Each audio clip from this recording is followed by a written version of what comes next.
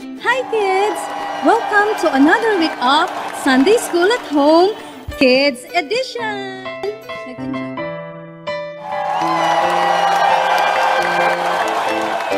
Good morning kids! And welcome back to our We are set to walk in faith no matter where we go, to love the Lord and our neighbors too, trusting our Savior. We will live like those mighty men who stayed as faithful witnesses, growing and proclaiming the blood that sets us free. Welcome, welcome, welcome to our Sunday school.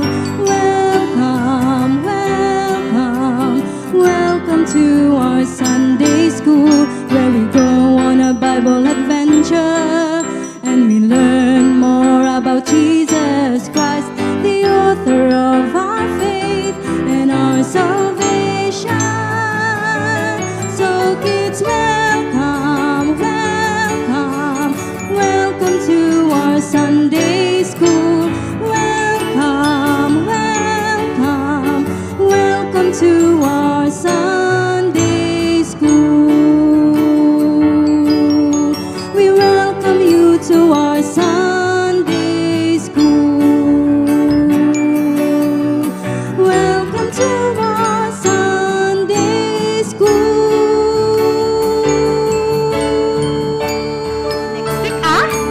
At lagi niyong tatandaan, God loves us, so be happy!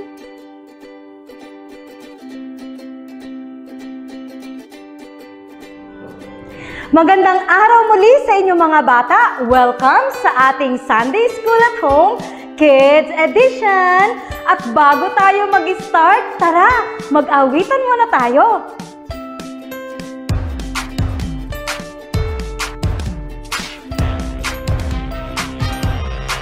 I have decided to follow Jesus. I have decided to follow Jesus. I have decided to follow Jesus. No turning back, no turning back. I have decided to follow Jesus. I have decided to follow Jesus. I have decided to follow Jesus. No turning back, no turning back. He gives me hope for each new day. I'm gonna follow Jesus. He lights my path all along the way. I'm gonna follow Jesus. I will go wherever He leads. I'm gonna follow Jesus. No turning back. I have decided to follow Jesus. I have decided to follow Jesus. I have decided to follow Jesus. No turning back, no turning back. I have decided to follow Jesus. I have decided to follow Jesus. I have decided to follow Jesus. No turning back, no turning back. He gives me hope for each new day. I'm gonna follow Jesus. He lights my path all along the way. I'm gonna follow Jesus. I will go wherever He leads. I'm gonna follow Jesus. No turning back. I have decided to follow Jesus. I have decided to follow Jesus. I have decided to follow Jesus. No turning back, no turning back.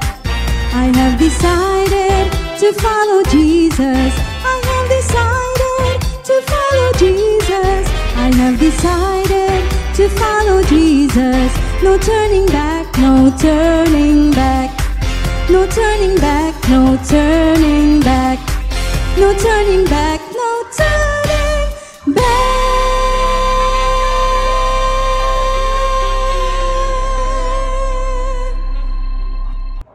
Ang galing nyo namang umawit mga bata!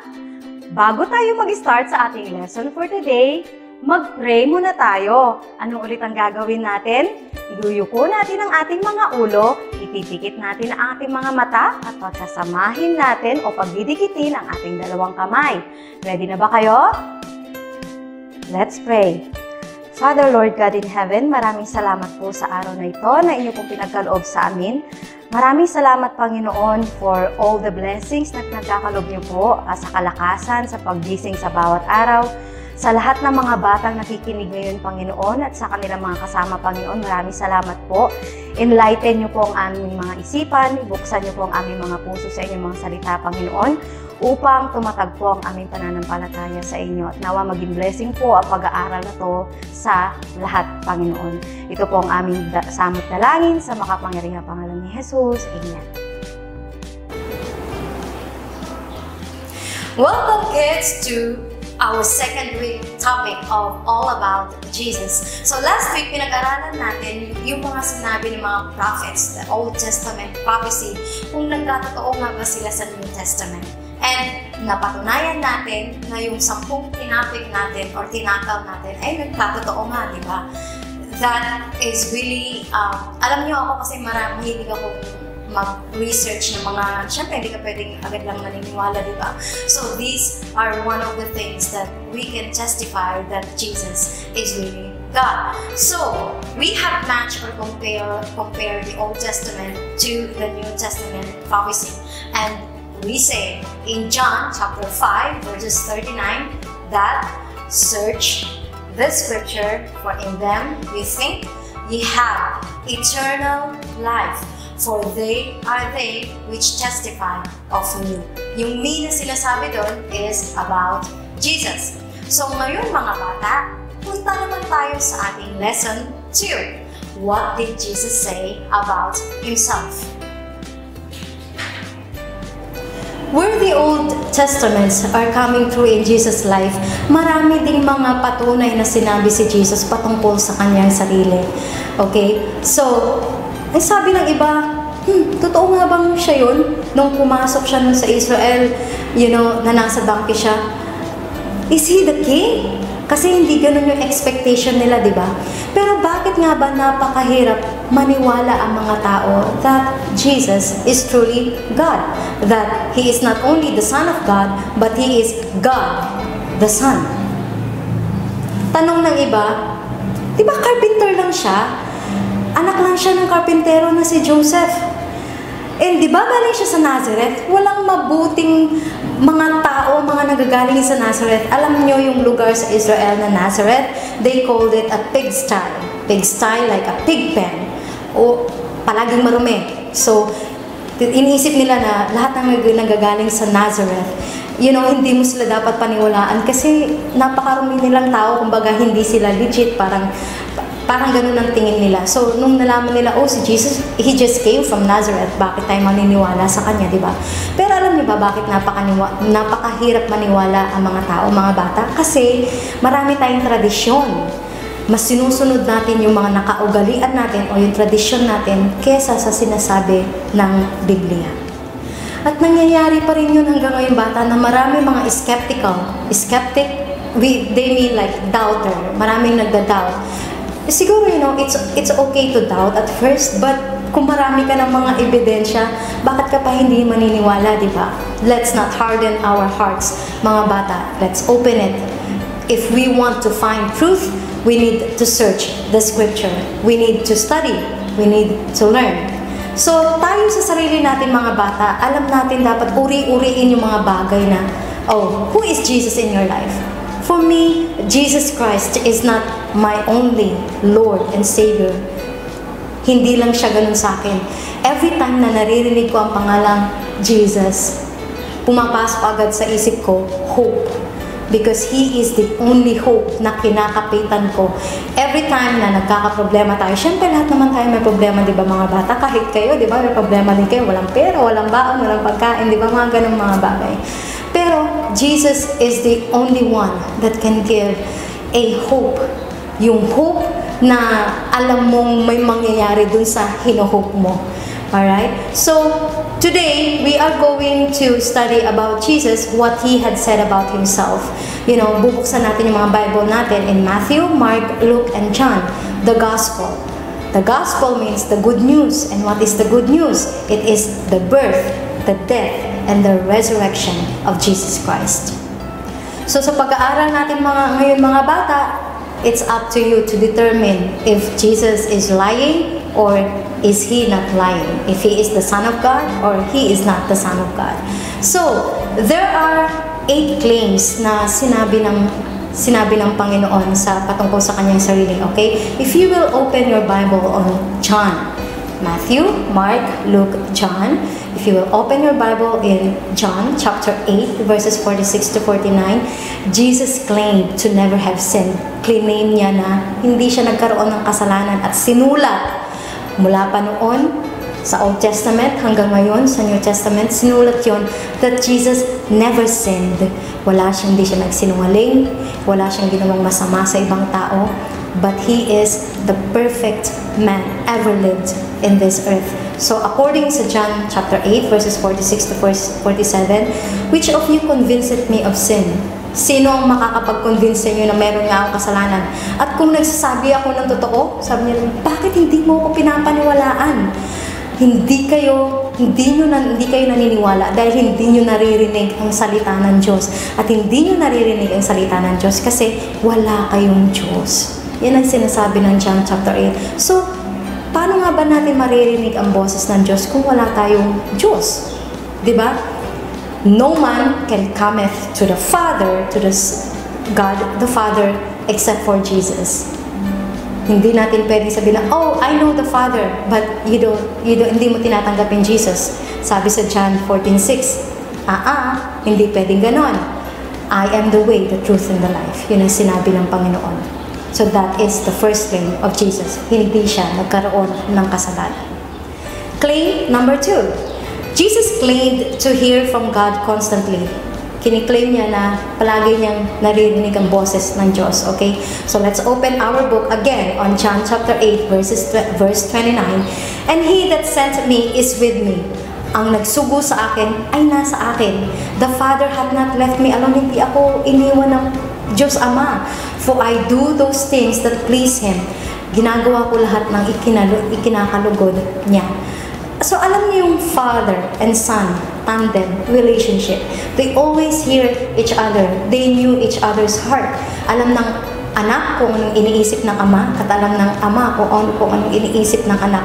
When the son always do or does what pleases the Father, they have a very, very good relationship. That's why when Jesus was on the cross, mga bata, it was a very big punishment. Napakahirap yun because that is the very first time na naghiwalay ang Diyos Ama at Diyos Anak, because God the Father cannot look unto His Son with all the sins of all the people in the world. Hindi niya kayang tingnan yun because He is holy God. And God took upon Him all our sins. Sabi nga niya, my God, why hast thou forsaken me? Bakit mo ko iniwan? It is the very anguish of a man na nawalan ng isang tao or isang bagay sa buhay niya na very important sa kanya. Alam niyo yung pain na yun na kapag nawala yung napaka-importante yung bagay o tao sa'yo, even before the beginning, lagi sila magkasama, and that very moment, they are gone. Jesus claimed number 2, He heard the Father constantly. Jesus claimed number 3, Jesus claimed to be the only way to God. Totoo ba yun? I guess so. John chapter 14 verse 6, katulad ng sinabi ko kanina, sabi niya, I am the way, the truth, and the life. No one comes to the Father but by me. Walang sino man ang makakapunta sa Diyos Ama. No one can intercede papunta sa Ama without me being in the middle. Hindi ka pwede pumunta sa pari at sabihin mo, humihingi po ako ng kapatawaran sa kasalanan ko. No. Only God can intercede for you.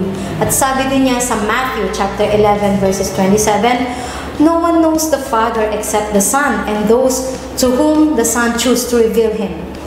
Kumbaga, walang sino man ang makakakilala sa Father kung hindi yun i-reveal ng anak sa tao.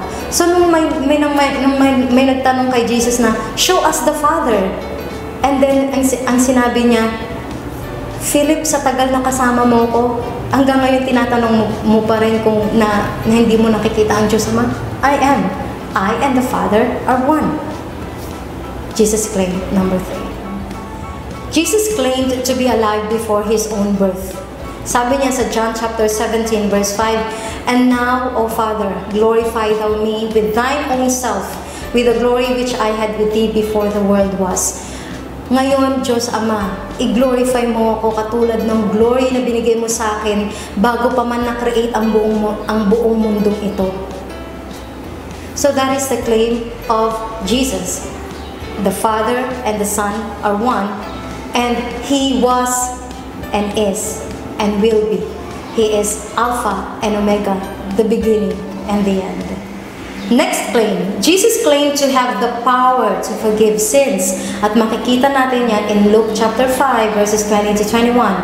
"And when He saw their faith, He said unto him, Man, thy sins are forgiven thee.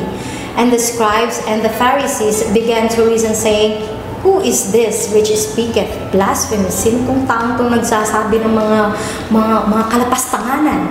Who can forgive sins but God alone? So, ang story na to is about a man na may sakit siya, and then nakaratay siya. So, yung 4 na kaibigan niya, dahil hindi sila makapasok sa bahay, ang ginawa nila, binuhat nila tong may sakit na to, and dumaan sila sa bubong. And then, nung nakita yun ni Jesus, ang sabi niya, Man, thy sins are forgiven thee. And sabi ng mga Sadducees and Pharisees, walang sino man ang pwedeng makapagpatawad sa tao kundi Diyos lamang. But ang sabi ng Panginoon, anong mas madali? Ang magpatawad ng kasalanan o ang magpagaling ng may sakit? Kaya ang sinabi doon sa masakit, Man, tumayo ka, dalhin mo yung banig mo, lumakad ka. Because God can forgive sins. He is God. Next, Jesus claimed to be a king of another realm. Makikita natin yan in John chapter 18 verses 36. Jesus answered, My kingdom is not of this world. If my kingdom were of this world, then would my servants fight that I should not be delivered to the Jews, but now is my kingdom not from hence. So ang sabi niya, ito yung nag-uusap sila ni Pontius Pilate, kasi tinatanong ni Pilate sa kanya na, Are you king? Tapos ang sabi na ni Jesus sa kanya, tinanong mo ba yan dahil sinabi sa'yo ng iba, o tinanong mo yan dahil yan ang pinapaniwalaan mo? And ang sabi ni Pontius Pilate, What is the truth? And then, bago niya marinig yung sagot ni Jesus, tumalikod na siya. Ganun ang mga taong ayaw nilang malaman ang katotohanan. Hindi pa man nila naririnig ang sagot, lumalayo na sila. So, ang sabi ng Panginoon, alam mo, hindi dito ang kingdom ko. Dahil kung dito ang kingdom ko, hindi niyo ako makukuha sapagkat ipaglalaban ako ng mga taong nakatira sa kingdom ko. Next claim, Jesus claimed He had the power to make His followers immortal. Kumbaga, meron siyang kapangyarihan para ang kanyang mga followers, ang mga sino mang tumanggap sa Kanya, ay magkaroon ng buhay na walang hanggan. Open our Bible on John chapter 11 verses 25. Jesus said unto her, I am the resurrection and the life. He that believeth in me, though he were dead, yet shall he live.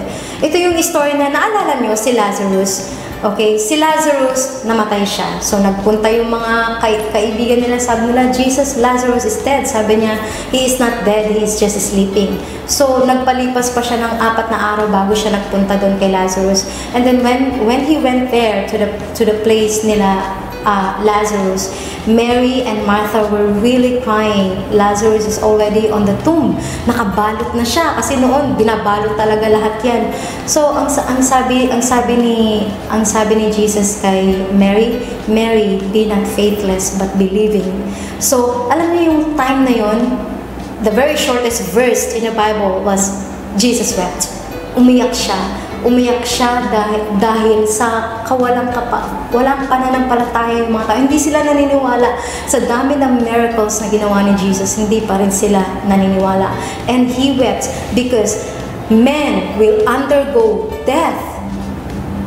to go to heaven, to be with Him. Kahit tayo na may mga Kristo sa puso, we will undergo death. Mamamatay at mamamatay tayo kahit na anong gawin natin sa minuman tayo ng mga panghabang buhay na pills. That's not true. Because we will go back to dust. From dust to dust. We will die. But if you have Jesus in your life, He has the power to make us immortal. Magkakaroon tayo ng buhay na walang hanggan, mga bata, kapag meron kang Kristo sa puso mo. Next claim, mga bata, Jesus predicted His own death and resurrection with complete accuracy. Sinabi niya sa kanyang mga disipulo kung paano siya mamamatay at kung kailan siya mabubuhay. No more, no less. Very, very exact. Paano natin mapapatunayan yun? Open our Bible on Luke chapter 18 verses 31 to 33. Then He took unto Him the 12, yung mga 12 disciples niya, and He said unto them, Behold, we go up to Jerusalem. Pumunta tayo sa Jerusalem. And all things, lahat ng mga bagay na nasusulat by the prophets concerning the Son of Man shall be accomplished. Lahat yun. At katulad ng pagbibenta sa kanya ni Judas ng 30 pieces of silver. Paano siya ipapako. And then sabi niya, For He shall be delivered unto the Gentiles. Okay? Gentiles, these are yung mga lahi na hindi Jew. So kapag hindi ka Jew, hindi ka taga-Israel, hindi ka Jew, you are a Gentile. And shall be mocked and spitefully entreated and spitted on, duduroan. And they shall scourge Him, lalatayin siya, and put Him to death. Ilalagay siya papatayin siya. And the third day, He shall rise again. So, Jesus claimed His own death and resurrection with complete accuracy. Nagkatotoo ba yun according sa stories of the gospel? Oo. He died, and on the third day, He rose again from the dead. We have a hope. That is an everlasting hope that we will be with the Father once we get out from this fleshly body. So mga bata, this is the question of Jesus. Alam niyo, nakapalibot sa kanya yung mga disciples niya, and this is his question. Tinanong niya, Whom do men say that I, the Son of Man, am? Sino daw ba siya sa paningin ng iba? And then sabi ng mga disciples niya, sabi nila, ikaw si John the Baptist, ikaw daw si Elias, ikaw daw si Prophet Jeremiah. Pero ang tanong niya sa mga disciples niya, pero kayo, who do you say that I am? And you know what? Apostle Peter answered, Thou art the Christ, the Son of the living God. At ang sabi ng Panginoon sa kanya, Blessed art thou, Simon Bar-Jonah. Simon, ang binigay na pangalan sa kanya ng Panginoon is Peter, Simon Bar-Jonah. Bar means son of Jonah.